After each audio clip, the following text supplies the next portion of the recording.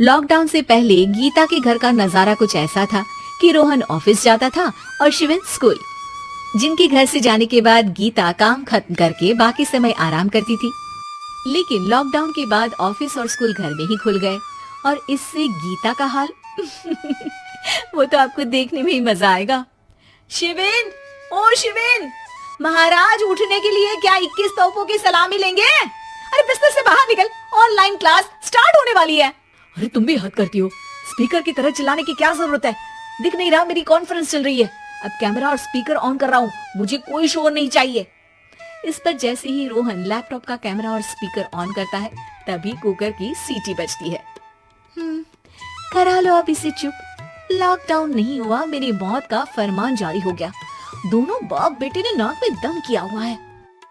ऐसा बोलकर गीता वहाँ से शिविन के कमरे में पहुँच जाती है, जहाँ शिविन अभी भी सो रहा होता है।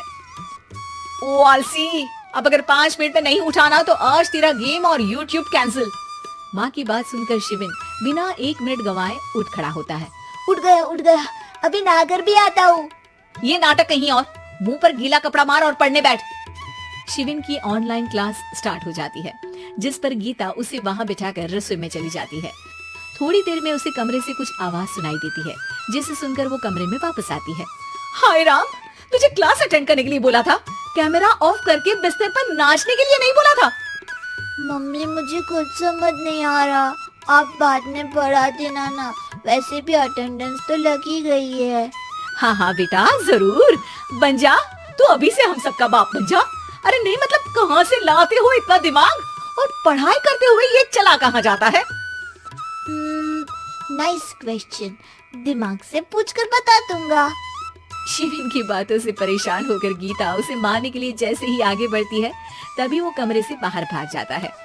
अब शिविन आगे और गीता हाथ में चप्पल पकड़े उसके पीछे पूरे घर में दोनों घूम रहे होते हैं। इसी बीच वो रोहन के पास पहुंच जाता है और शिविन को मारने वाली चप्पल रोहन के लैपटॉप पर जाकर गिरती है। ओए माँ!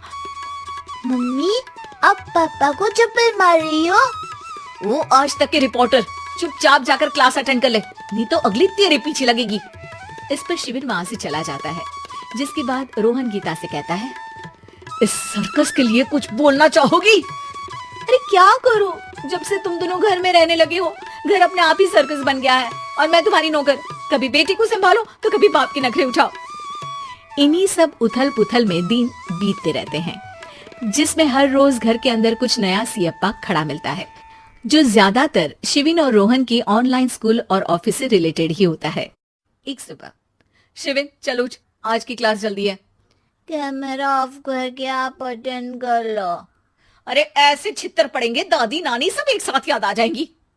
गीता की लाख मशक्कतों के बाद क्लास तो खत्म हो जाती है, लेकिन उसके बाद शिविन फोन इस्तेमाल करते हुए इंस्टाग्राम रील बनाने लगता है।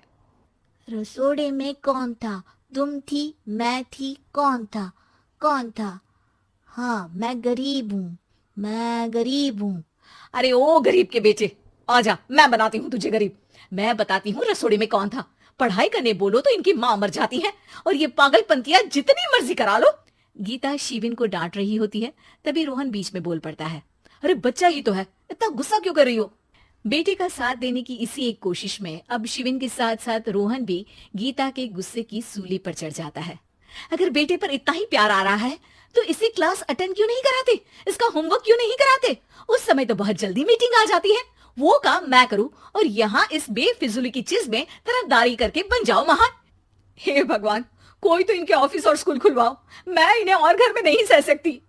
अरे कुछ और मांग लेती, क्योंकि तुम्हारी ये विश इस साल तो पूरी होने से रही, कोरोना। हाय नास बेटे ने जिंदगी ही बर्बाद कर दी।